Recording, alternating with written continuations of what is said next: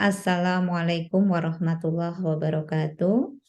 Waalaikumsalam warahmatullahi wabarakatuh.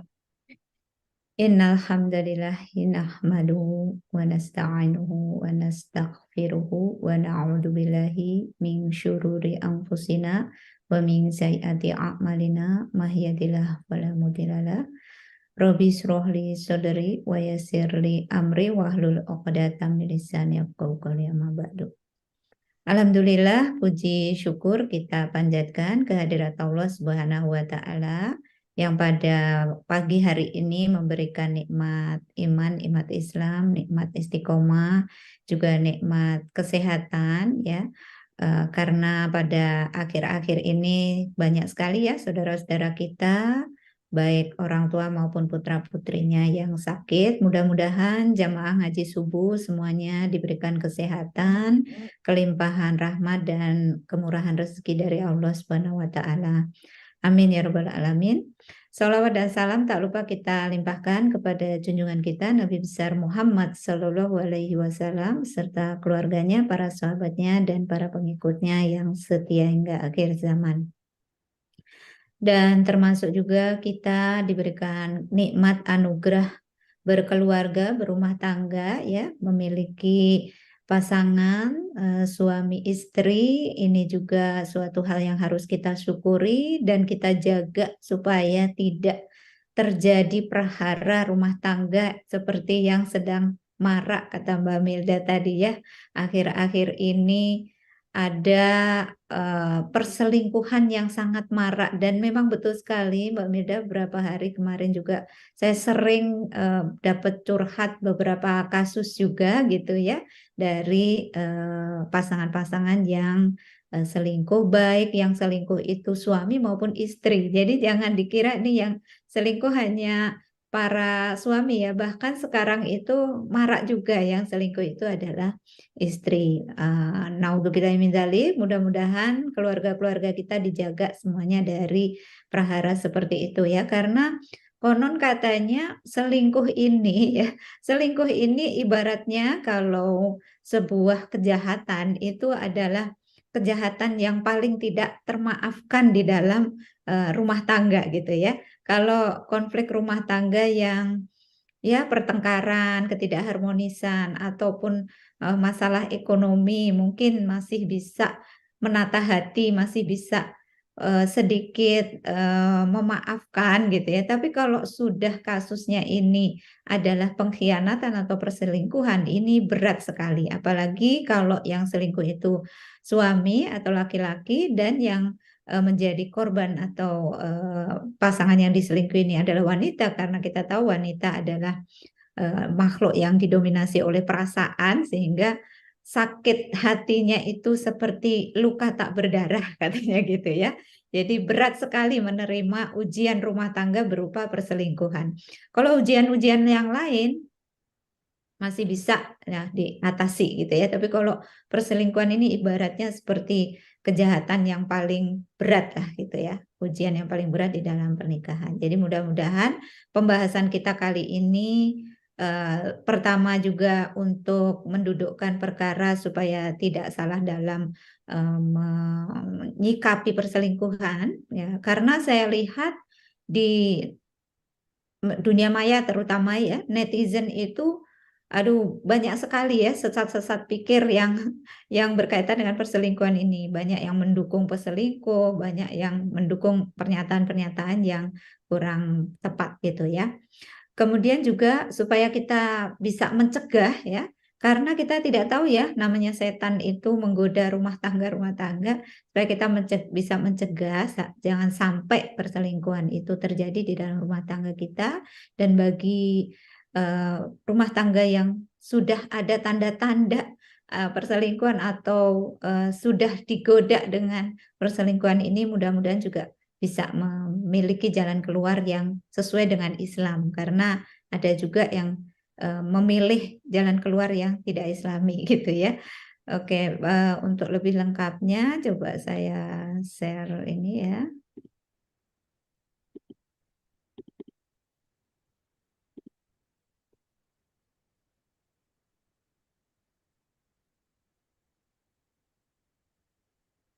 Ini ya, ini fakta seputar perselingkuhan yang seperti disampaikan di awal tadi ya.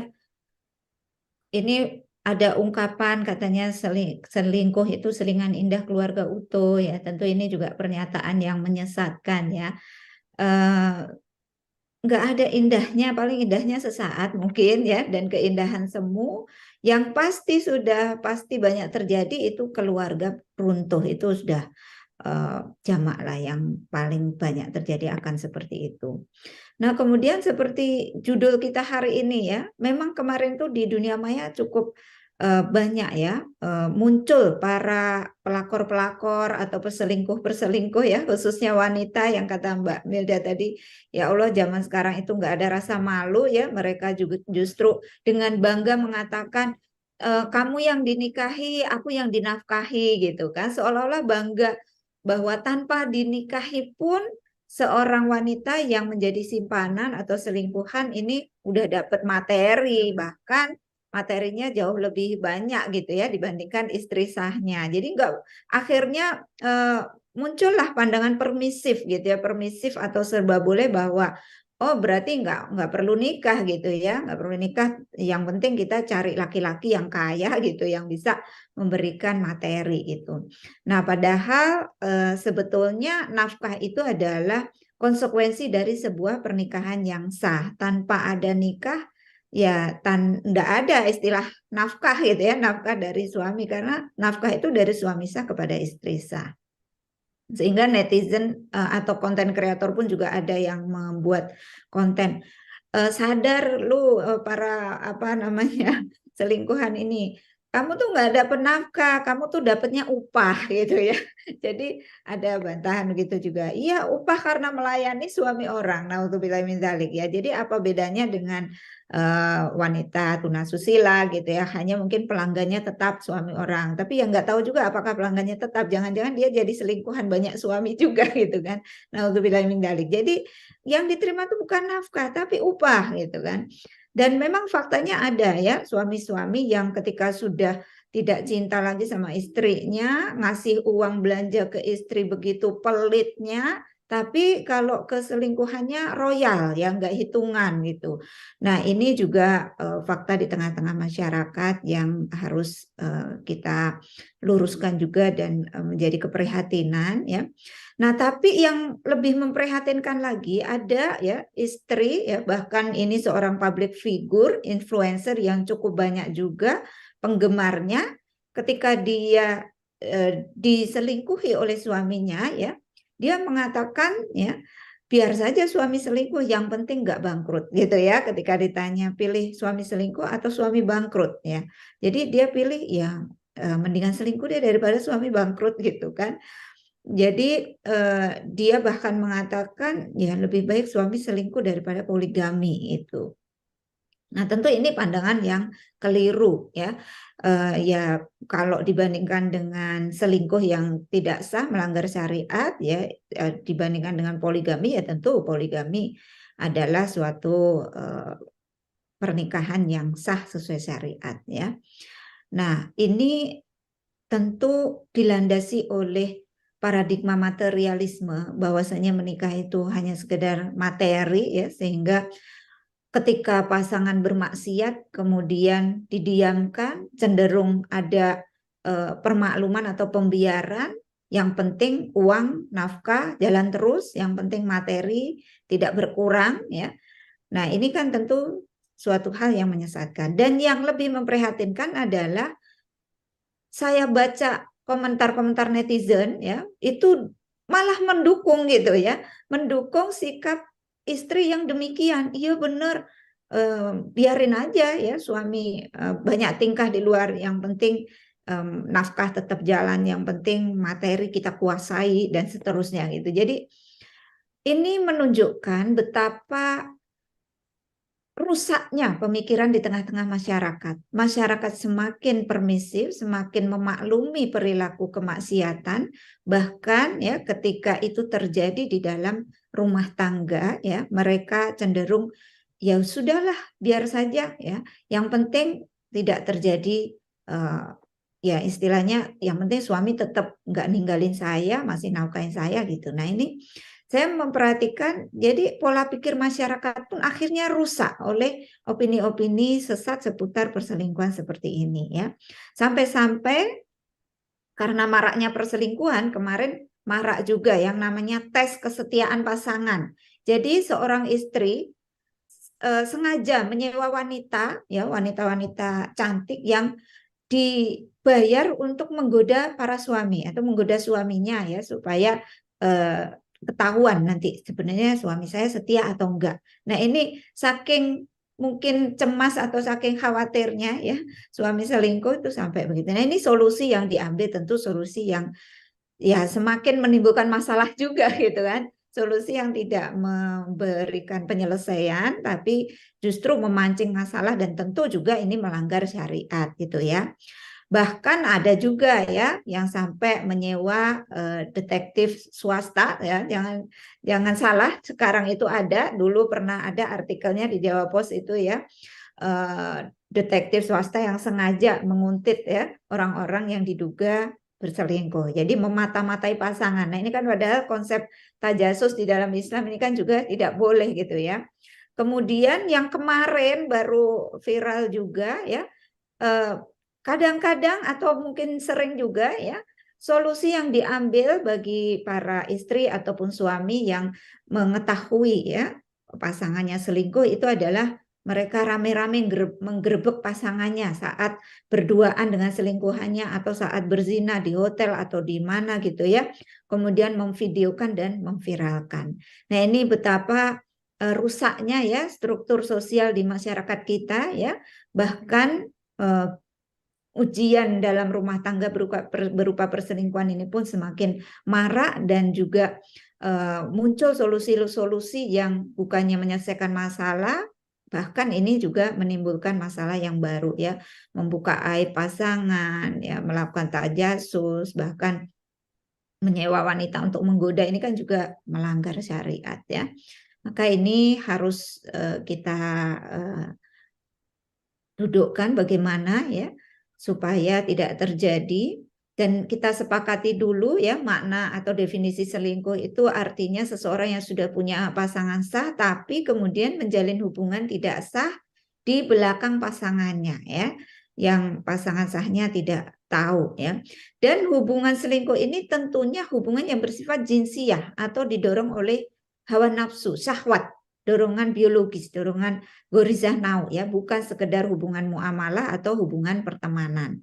Jadi jangan juga nanti para istri nih ketika suami punya relasi lawan jenis ya relasinya atau bosnya wanita begitu chat di WA udah langsung aja menandai wah selingkuh gitu. Kalau padahal mungkin hubungannya masih muamalah gitu ya. Tapi kalau sudah hubungan jinsiah didorong oleh gorizah nau, nah ini mungkin ada tanda-tanda mengarah kepada selingkuh ya.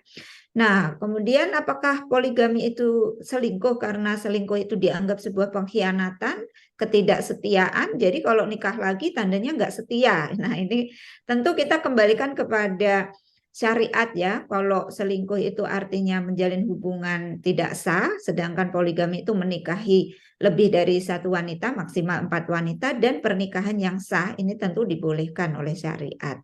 Sehingga poligami tentu tidak sama ya dengan selingkuh. Justru poligami ini adalah salah satu syariat yang menjadi solusi supaya ya suami itu tidak melakukan perselingkuhan. Karena para wanita, para istri juga harus paham, memang ada kodarnya laki-laki yang tidak cukup mencintai satu wanita. Barangkali dia memang gorizah naunya, kodarnya tinggi sehingga dia membutuhkan penyaluran untuk beberapa wanita ya. Nah, jadi kalau pilih selingkuh atau poligami ya, maka ya justru kita harus memandang salah satu hikmah atau salah satu kemaslahatan dari disyariatkannya poligami ini adalah untuk mencegah perselingkuhan karena Allah itu maha tahu itu ya bahwasanya ada ya laki-laki yang memiliki qadar tidak cukup dengan satu wanita. Lah lantas bagaimana? Apakah hak untuk menikah lebih dari satu itu hanya pada laki-laki, kenapa wanita kalau gitu nggak boleh untuk menikah lagi ya supaya nggak selingkuh juga. Nah, ini sebenarnya berkaitan dengan bagaimana kemampuan kawam kepemimpinan dan pemenuhan hak-hak seorang istri dari seorang suami laki-laki ya. Dan Allah Maha tahu kenapa wanita itu tidak boleh ya menikah lagi untuk mencegah perselingkuhan seorang wanita. Cukup dengan suaminya memberikan hak-haknya kepada si istri, insya Allah tidak perlu selingkuh. Karena kalau menurut ya, analisa dan pemahaman saya, kebanyakan istri yang melakukan selingkuh itu karena tidak terpenuhinya hak-haknya dari si suami, terutama nafkah lahir, ya, uang belanja kurang, dia akhirnya mencari laki-laki yang lebih kaya, ya, kemudian nafkah batin mungkin kurang diperhatikan, kurang diromantisi, akhirnya mencari pasangan yang seperti itu. Jadi sebenarnya wanita itu kalau sudah dicukupi, insya Allah tidak terpikir gitu ya untuk selingkuh. Gitu. Nah, atau untuk menikah lagi, poliandri kan nggak ada di dalam syariat gitu ya. Nah, kemudian kita perlu mengenali juga ya tahapan-tahapan selingkuh. Biasanya itu dimulai dari hubungan mulai interaksi dengan lawan jenis. Kemudian ketika mulai berinteraksi baik secara offline ataupun online ataupun melalui ruang chat atau lewat interaksi di media sosial, ketika merasakan kesenangan, ada sensasi, ada kenyamanan, lalu hubungan itu bisa membangkitkan gairah seksual, maka muncullah keinginan untuk bertemu ya, bertemu atau chatting pribadi yang lebih intim ya, akhirnya terjadilah kholwat. Ketika kholwat itu aman, tidak ketahuan ya, dan ada rasa ya memicu adrenalin ya, karena laki-laki dan wanita digoda oleh setan kalau melakukan sesuatu yang haram itu cenderung ada sensasinya yang membahagiakan gitu ya, membangkitkan gairah yang menyenangkan, maka kemudian nanti diulang lagi ya. Diulang lagi pertemuan itu lebih intens lagi, akhirnya memunculkan gairah yang lebih besar, maka kemudian mulailah ada hubungan intim, naudzubillah, sampai kemudian terjadi perzinaan karena merasakan kenikmatan dan aman, nggak ketahuan, akhirnya terjadilah ya kecanduan atau mengulangi lagi proses yang berulang seperti itu ya. Ini terjadi ya, sehingga kita juga perlu mengenali apakah pasangan ini melakukan perselingkuhan atau tidak. Kita kenali dari tanda-tandanya ya, supaya apa ya, kita bukannya suudzon ya, bukannya suudzon. Ini dalam rangka untuk amar ma'ruf nahi mungkar, dalam rangka untuk mencegah terjadinya kemaksiatan di dalam rumah tangga kita ya. Kalau sudah mulai ada tanda-tanda ini ya, bukan berarti kita suudzon, tidak percaya kepada pasangan ya, tapi kita untuk mencegah, untuk menasehati pasangan, jangan sampai pasangan keburu terlanjur tadi ya, karena ada tahapan-tahapannya tadi. Kalau ada tahapannya masih awal, kalau bisa dicegah kenapa tidak gitu ya. Jangan sampai nanti semakin dijerumuskan oleh setan. Maka ketika hidup berpasangan dengan suami istri, kita itu adalah saling nasihat menasehati. Maka kalau pasangan menasehati ya sedikit mencurigai misalnya atau mencemburui ya, ada cemburu kepada pasangannya, jangan dianggap itu suatu hal yang remeh gitu ya, tapi ini justru untuk mendudukkan supaya tidak terjadi ya. Jadi misalnya tanda-tandanya itu yang paling kentara di zaman sekarang adalah bagaimana alat elektronik itu menjadi pintu perselingkuhan. Karena itu pasangan yang selingkuh itu biasanya akan menjaga perangkat elektroniknya dari jangkauan pasangan sah. Ini dari Wikipedia ya. Seperti merahasiakan password HP. Jadi HP di password. Padahal suami istri itu kalau menurut hemat saya untuk membangun saling percaya, ya membangun kepercayaan, untuk keakraban, nggak usahlah password HP. Apalagi main blokir ya, blokir nomor WA, ya blokir status ya. Kalau pasangannya status nggak mau diketahui oleh istri atau suaminya misalnya ya. Nah itu pasti sudah ada rahasia-rahasia atau hal-hal yang tidak terbuka ya. Atau misalnya menyimpan nama HP nama orang dengan nama palsu, nama perempuan disimpan laki-laki, sebenarnya nama laki-laki disimpan perempuan ya. Atau ketika HP berdering di dekat pasangannya, dia tegang, kemudian menjawab teleponnya menjauh dari pasangan, menjawabnya singkat-singkat atau tiba-tiba memutus sambungan. Nah, ini mencurigakan, jangan-jangan gitu ya, yang telepon itu ternyata bukan orang untuk urusan muamalah. Ada juga tanda yang kedua, tidak betah di rumah. Jadi punya alasan untuk keluar atau dia punya alasan, punya kegiatan baru yang kalau ditanya ngapain sih, itu nggak bisa menjelaskan secara rinci. Ya pokoknya ada deh. Atau misalnya ini main futsal, gitu. Main futsalnya di mana?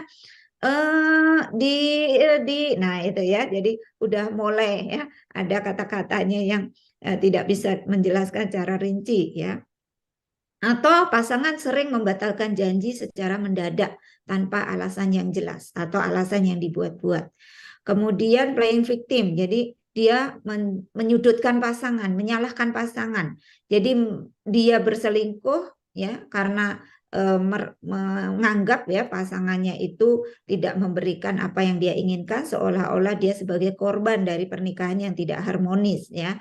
Jadi dia akan selalu mencari alasan supaya bisa marah, sehingga kalau dia marah dia punya alasan menghindari pasangan sahnya, keluar dari rumah ya, nggak pulang dan seterusnya. Dan bisa juga dia mendadak menyukai sesuatu hal yang dulu dibenci gitu ya. Karena ternyata selingkuhannya menyukai itu gitu kan. Misalnya dulu nggak suka pakai parfum yang aromanya apa gitu ya, benci ketika dibelikan istri parfum itu nggak suka, atau dibelikan baju warna apa oleh istrinya nggak suka, nggak dipakai. Tapi giliran selingkuhannya suka, dia kok jadi memakai barang-barang dia yang dulu dia benci gitu ya. Nah, kemudian mungkin hobi juga ya, hobi yang dulu tidak suka kemudian jadi suka ya. Ini mungkin ada pengaruh dari orang luar ya. Kemudian lupa dengan hal-hal kecil dari pasangannya, mungkin lupa mencium tangannya ketika mau berangkat kerja ya, lupa memberikan salam ketika pulang kerja dan sebagainya, hal-hal kecil gitu ya, perhatian-perhatian ya. Kemudian kata-katanya tidak konsisten, mulai terjadi kebohongan-kebohongan, sering berubah ya. Misalnya ya hari ini bilang A, besok B gitu ya. Ketika menceritakan kejadian yang lalu, 2 hari lalu dia pamitnya main futsal, tapi ketika istri mendetili lagi beberapa hari kemudian dia udah lupa ya. Kemudian alasannya apalagi beda lagi. Nah, udah mulai terjadi kebohongan, udah pasti ya. Kemudian jangan abaikan juga kalau ada info dari teman, semisal ada info, aku tadi lihat suamimu jalan ke sini, ke hotel misalnya ya. Nah, untuk bilang atau tadi lihat suamimu makan bareng si wanita ini dan seterusnya, atau sebaliknya ya. Si suami diberikan laporan, istrimu tadi diantar si A, si B misal ya. Nah, ini boleh jadi itu tanda-tandanya. Nah, kemudian puncaknya mulai enggan melakukan hubungan intim dengan pasangan sahnya, mulai enggan memberikan nafkah batin gitu ya. Nah, kemudian dari artikel global saya menemukan ya alasan kenapa orang itu berselingkuh. Alasannya mungkin ada yang bilangnya jatuh cinta lagi, padahal mungkin bukan jatuh cinta, tapi bisa jadi itu sebenarnya dorongan syahwat ya. Ada juga sebenarnya selingkuh itu sebagai pelampiasan amarah ya, marah dengan pasangannya, kemudian pelampiasannya ke pelariannya, ke selingkuhannya gitu ya. Jadi selingkuh ini karena dia marah, mungkin ada kekecewaan kepada pasangannya tapi tidak dikomunikasikan ya. Terus dia mencari pelampiasan kepada yang lain ya. Atau bisa juga karena kejenuhan dalam hubungan suami istri. Kita tahu namanya dalam hubungan suami istri itu kadang-kadang ada kebosanan, kejenuhan ya. Kemudian dia selingkuh untuk mencari variasi. Kemudian juga faktor situasi dan kesempatan ya. Mungkin karena dia kerjanya asistennya wanita sehingga suami selingkuh, atau sebaliknya si wanita ini wanita karir ya, di ruang atau di tempat kerjanya dia sering interaksi dengan laki-laki dan laki-laki ini lebih perhatian daripada suaminya, akhirnya kesempatan ya membuat dia menjalin hubungan. atau karena merasa diabaikan pasangan sahnya. Ini kebanyakan para wanita ya, tapi laki-laki pun juga ada. Ketika fase-fase kritis, ketika istri hamil misalnya, atau istri sibuk mengurusi bayi, balita, sehingga sedikit abai dalam melayani pasangannya, maka pasangan kemudian selingkuh. Atau memang sengaja mencari masalah karena sebetulnya ingin mengakhiri hubungan. Sebenarnya sudah nggak harmonis, sebenarnya sudah pengen menceraikan pasangan sahnya, tapi nggak tahu, bingung seperti apa ya.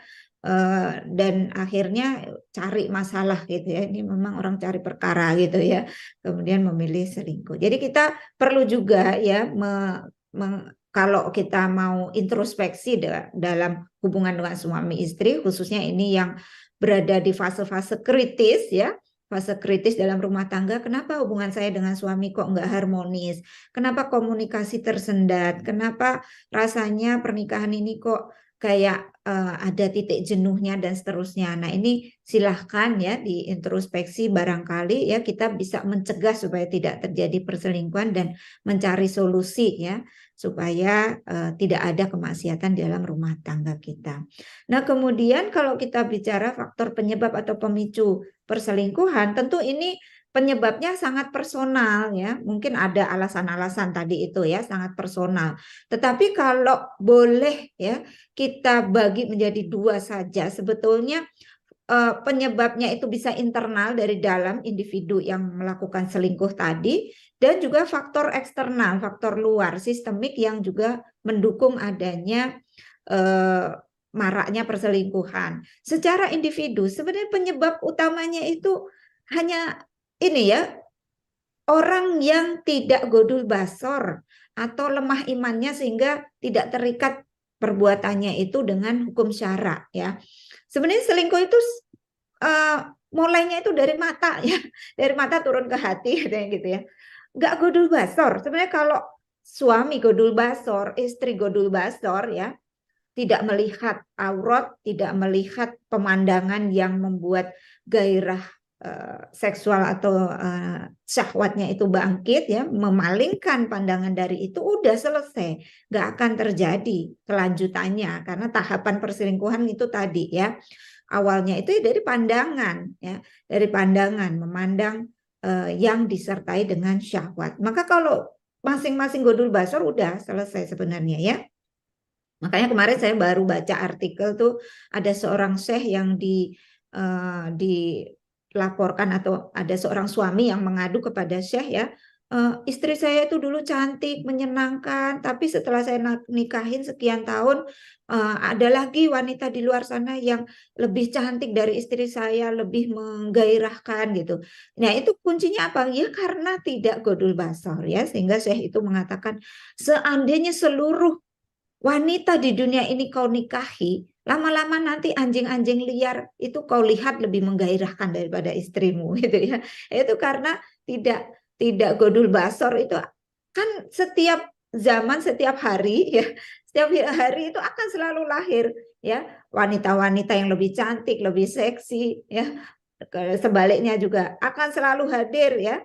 Setiap hari itu akan muncul terus laki-laki yang lebih tampan, lebih kaya dan seterusnya ya. Sehingga kalau kita nggak godul basar ya akan tergoda terus. Makanya harus memperkuat iman gitu ya supaya tidak menuruti syahwat atau godaan setan ya. Ketika nggak godul basar kemudian diturutilah godaan setan atau syahwat itu ya, maka terjadilah tahap berikutnya ya. Kemudian kurang bersyukur atas karunia pasangan. Ini sebenarnya cuma dua ini sih, tiga ya, kalau bisa dipretelin tiga. Kalau nggak dua, nggak godul basar dan nggak syukur, nggak bersyukur gitu ya.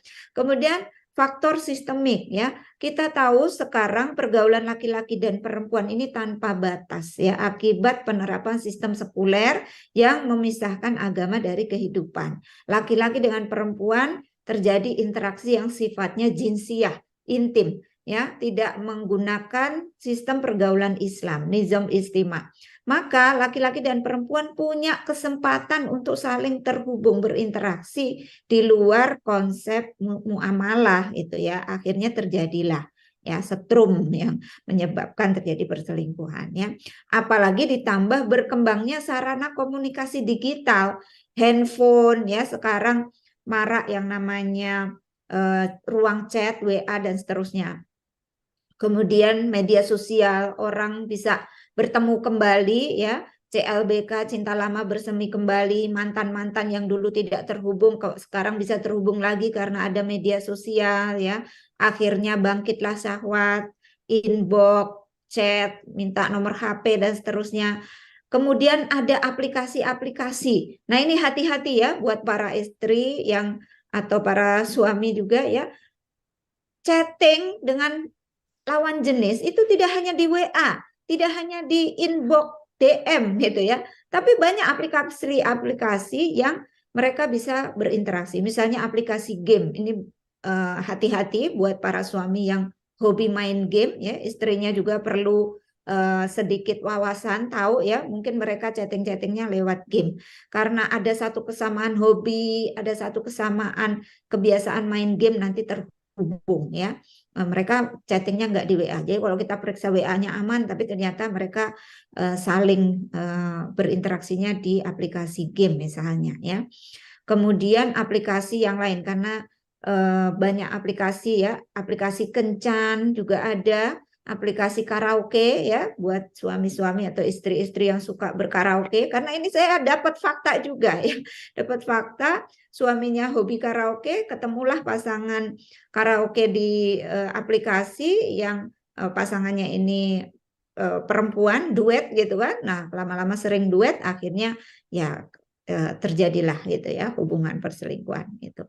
Kemudian rapuhnya institusi pernikahan tanpa ada support dari negara. Kita tahu hari ini bagaimana ketika pasangan itu tidak mendapatkan ya ketenangan, kesakinahan, kenyamanan ya, ketentraman di dalam rumah tangganya.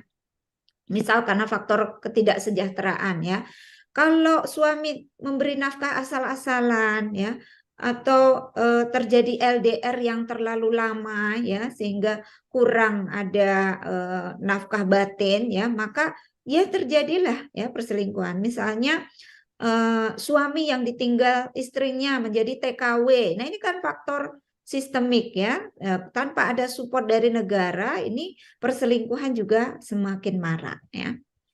Nah, tentu yang ada adalah dampak negatif ya, dampaknya luar biasa bagi si pelaku. Tentu ada perasaan bersalah, perasaan berdosa, kecemasan, kemudian tidak lagi dipercaya, bahkan yang bahaya adalah kecanduan. Makanya itu tadi kenapa selingkuh ini adalah ujian rumah tangga yang berat, karena sulit untuk membuat tobat orang yang sudah kecanduan gitu ya. Kemudian nama baik bisa hancur kalau nggak segera bertobat, hilang pekerjaan sampai memang bangkrut dan rumah tangga runtuh. Makanya jangan coba-coba ya, langsung kalau sudah ada syahwat godul basor ya, palingkan pandangan. Dan bagi pasangan yang diselingkuhi tidak kalah menderitanya gitu ya, karena akan hilanglah kepercayaan kepada pasangan, akan selalu suudzon, buruk sangka, khawatir, cemas, nanti akan terpapar penyakit menular seksual kalau pasangannya sudah sampai berzina, bisa menimbulkan depresi, gangguan mental, bukan hanya gangguan mental, bahkan juga bisa menimbulkan gangguan fisik ya, bisa sakit ya, sakit psikosomatis, penurunan berat badan dan seterusnya bisa dicari ya. Kemudian dampak sosial dan ekonominya tentu juga akan meruntuhkan rumah tangga ya, kondisi keuangan berantakan, nafkah rumah tangga terabaikan, hancurnya hubungan pernikahan hingga anak-anak yang akan menjadi korban broken home. Belum lagi ya nama baik dan kehormatan kalau aib terbongkar ya, misalnya tadi digerebek pasangannya, diviralkan, itu kan naudzubillah min dzalik, kehormatan sudah hancur gitu ya akibat perilaku yang menentang atau bertentangan dengan syariat Islam. Pokoknya udah deh, jangan melakukan kemaksiatan dalam rumah tangga ya, supaya rumah tangga aman dari ini ya. Oleh karena itu Islam itu hadir ya bukan hanya menjadi solusi, tapi yang penting itu sebetulnya pencegahan ya. Mencegah supaya tidak terjadi selingkuh ya. Suami istri harus saling introspeksi, memegang komitmen pernikahan dengan betul-betul ya. Jangan sampai terjadi gangguan setan itu masuk, kemudian kita mengikuti ya, tundukkan pandangan, jaga syahwat. Kalau memang sudah ada titik kritis dalam pernikahan, ada kejenuhan, lakukan segera penyegaran dalam hubungan. Misalnya suami istri udah jarang berduaan, ya cobalah sesekali berduaan ya. Tinggalkan dulu kesibukan dunia, tinggalkan dulu anak-anak, titipkan ya. Berdua lagi untuk menjalin hubungan yang lebih mesra lagi. Perkuat tali persahabatan antara kedua pasangan. Karena persahabatan yang erat, yang kuat, yang satu jiwa satu raga, sehingga kita tahu betul apa aktivitas suami di luar. Suami juga tahu betul ya apa saja kegiatan istri. Jadi saling melekat gitu ya, saling melekat sehingga saling ada pengawasan satu sama lain, sehingga sama sekali tidak ada kepikiran untuk berselingkuh atau mencari kesenangan dengan berhubungan dengan lawan jenis yang lain ya. Kemudian tentu kita mengharapkan ada support system juga, pintu pergaulan itu harus lebih tegas lagi ditegakkan supaya tidak ada kholwat, tidak ada ikhtilat ya. Misalnya di perusahaan-perusahaan atau di kantor-kantor itu para pemimpin itu harusnya ya punya kebijakan yang tidak membuat pekerja itu sering berinteraksi antara laki-laki dengan perempuan gitu ya. Misalnya bosnya laki-laki, jangan dicarikan sekretaris yang perempuan gitu ya. Itu sistem support system yang juga harus mencegah ya terjadinya perselingkuhan gitu kan. Kemudian kalau kondisi selingkuh ini sudah terjadi, gimana ya? Gimana cara mengatasinya ya? Ya, karena ada tahapan-tahapan selingkuh tadi, maka kita harus lihat tahapannya sudah sampai mana nih. Kalau tahapannya baru di awal, ya istilahnya baru sebatas kholwat, belum sampai zina, naudzubillah min dzalik ya, maka ya harus diajak untuk godul basor, diajak untuk bertobat ya, diajak untuk memutuskan hubungan, kembali kepada pasangan sahnya, dan kita sebagai korbannya misalnya yang diselingkuhi ya, kalau baru sebatas kholwat ya, maka ya harus mendudukkan pasangan kita ini ya mereka manusia biasa ya, mungkin lagi khilaf tergoda setan ya, maka harus ya, pertama mungkin kita akan marah, emosi gitu ya, tapi harus menenangkan pikiran dulu. Kita terima dulu bahwa ini kenyataan yang harus kita hadapi, kemudian kita mencoba untuk memaafkan dan melupakan dan memulai lagi hubungan yang baru yang lebih harmonis. Kalau tahapannya baru awal ya, ini kita harus sudah mulai ya, juga introspeksi apa sih yang diinginkan pasangan? Apakah ada ya alasan-alasan tadi ya? Alasannya apa kamu itu mulai menjalin kholwat gitu ya dengan wanita lain? Apakah ingin menikah lagi ya? Digali itu ya. Apakah saya kurang cukup ya, kurang cukup memberikan hak-hak kepada pasangan gitu ya. Nggak apa-apa karena hubungan suami istri ini hubungan timbal balik kan. Jadi bukannya kita menyalahkan diri sendiri ya, tapi bagian dari introspeksi gitu kan. Nah, kemudian kalau sudah sampai zina ya ini ada dua opsi. Kalau pasangan ini mau bertobat nasuha dan melakukan tanda-tanda tobat ya, misalnya dia langsung putus hubungan dengan pasangannya itu ya, dia benar-benar nggak mau melakukan lagi gitu ya. Nah ini diserahkan kepada pasangannya, apakah bisa menerima kembali, mau memaafkan atau tidak. Kalau memang tidak bisa sama sekali untuk memaafkan, menerima ya, apa boleh buat, mungkin pintu terakhirnya adalah berpisah gitu ya. Tapi kalau pasangan yang berzina ini mau bertobat, tobat nasuha dan pasangannya pun mau menerima, memaafkan ya. Nah ini silahkan kalau mau melanjutkan. Karena sebenarnya kalau pasangan sudah berzina, itu kan hukuman di dalam Islam kan harusnya dirajam sampai mati gitu kan. Kalau sudah dirajam sampai mati kan berpisah harusnya kan. Memang solusinya pisah. Oleh karena itu ulama juga mengatakan kalau pasangan sampai berzina itu wajib diceraikan. Karena sudah kalau tidak mau tobat ya, kalau tidak mau tobat di sistem sekarang nggak ada hukuman rajam itu harus diceraikan karena udah melakukan perbuatan dosa besar gitu ya, zina. Jadi kalau memang pasangan sah ini sudah berzina dan tidak mau bertobat dan tidak ada tanda-tanda tobat, kita pun sebagai korbannya misalnya tidak bisa lagi memaafkan karena mengganggu, karena tidak bisa lagi menjalankan kewajiban, ya maka solusinya adalah berpisah, gitu ya. Nah, karena hukum asalnya ya, para ulama mengatakan hukum asal menikah dengan seorang pezina itu haram ya. Sehingga kalau dalam pernikahan sudah ada pasangan yang berzina, maka otomatis sebenarnya ya solusinya itu adalah bercerai ya, karena solusinya kan juga sebetulnya dirajam tadi gitu kan. Kalau sudah dirajam kan otomatis cerai, berpisah atau udah nggak terjadi lagi pernikahan gitu kan. Sehingga kalau sekarang tidak ada ya, misalnya ada seorang suami atau istri yang berzina ingin tobat, ingin dirajam, kan nggak ada ya, hukum rajam belum ditegakkan di negeri kita gitu. Maka gimana ya? Nah, maka itu kalau memang bisa bertobat nasuha dan bisa memaafkan, silakan melanjutkan pernikahannya. Kalau memang nggak mau tobat ya, diulang terus, kemudian kita pun nggak bisa memaafkan, karena kalau nggak bisa memaafkan nih sampai nggak bisa lagi menjalankan kewajiban, ya sudah gitu ya. Nah, makanya sebetulnya harusnya itu pencegahan ini ya, jangan mendekati zina ya, zina mata maupun zina tangan, zina kaki gitu ya, karena kata Rasulullah, orang itu mungkin saja ya melakukan zina dengan anggota badannya. Zina mata itu dengan melihat, memandang aurat yang bukan muhrimnya, bukan yang sah gitu kan ya. Zina tangan dengan menyentuh atau meraba yang bukan muhrim ya. Zina kaki karena bertemu dengan pasangan berkholwat ya, tanpa alasan muamalah yang dibolehkan gitu. Nah, itu tadi ya, maka memang ini yang harusnya diperkuat. Naudzubillah min dzalik ya, mudah-mudahan kita bisa ya mencegah ini, karena hukuman bagi orang yang berzina itu nggak main-main. Kalau dalam Islam dia baru kholwat itu juga ada hukumannya oleh khalifah ya, bisa hukuman cambuk, dikurung atau didenda.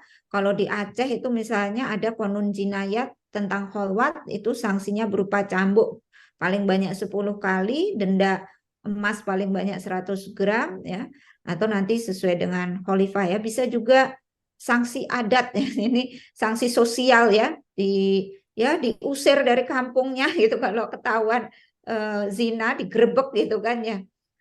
Dan kalau sudah ada hukuman rajam ya dirajam sampai mati kalau sudah menikah. Ini kan hukuman yang tegas dalam Islam. Kalau hukuman ini ditegaskan, nggak ada itu perselingkuhan, nggak ada yang berani selingkuh gitu kan ya. Kita berharapnya seperti itu ya. Belum lagi kalau kita bicara hukuman di akhirat ya. Nanti para pezina di akhirat itu tidak akan diajak bicara oleh Allah. Nanti akan ditempatkan di neraka dan kekal di sana. Kalau tidak ada hukum rajam ya, sekarang belum ditegakkan hukum rajam ya, maka tidak ada tobat ya, tidak ada hukuman di dunia, maka dia akan di neraka kekal di sana bersama dengan orang-orang yang menyekutukan Allah itu ya. Karena dosa berzina ini dosa besar yang disamakan dengan menyekutukan Allah ya. Dan di neraka itu akan menimbulkan bau yang paling busuk gitu ya, oleh orang-orang yang tidak menjaga kemaluannya ini, berzina ini. Ya, demikian Mbak Milda dan jamaah ngaji subuh ya, seputar perselingkuhan, mudah-mudahan bisa menjadi pencerahan ya, sehingga kita bisa tercegah dan juga masyarakat tidak lagi permisif ya, menjadikan perselingkuhan itu sebagai sesuatu yang normal atau yang wajar ya. Bahkan di barat itu sampai ketika ada kejenuhan dalam pernikahan, masing-masing mengizinkan pasangannya mencari selingan, nggak apa-apa deh selingan, yang penting nanti kembali ke keluarga, kembali ke pasangan sahnya. Naudzubillah min dzalik ya. Jangan sampai nanti apa yang di barat itu sudah mulai juga dilakukan oleh masyarakat kita di sini, karena masyarakat kita juga semakin sekuler, semakin liberal, juga nanti akan terjadi gitu ya. Oleh karena itu kita perkuat ya sakofa Islam kita supaya kita juga bisa menyelesaikan ataupun mencegah kalau itu ya terjadi di dalam lingkungan kita atau di masyarakat sekitar kita. Demikian saya kembalikan waktunya kepada Mbak Milda.